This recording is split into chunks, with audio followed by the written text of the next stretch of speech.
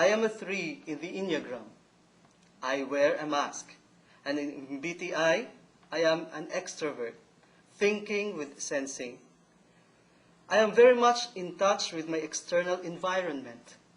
I know my community and usually am a pillar of strength. The best adjective to describe myself is responsible.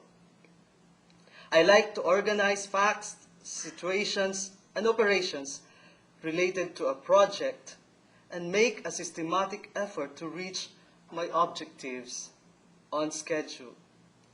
I have little patience with confusion and inefficiency, and I can be tough when the situation calls for toughness.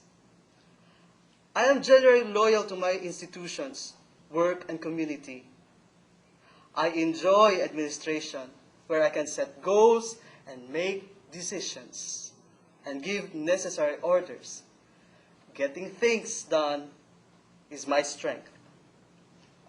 I enjoy opportunities to see friends, former colleagues, and relatives at meals, parties, reunions, or any occasions.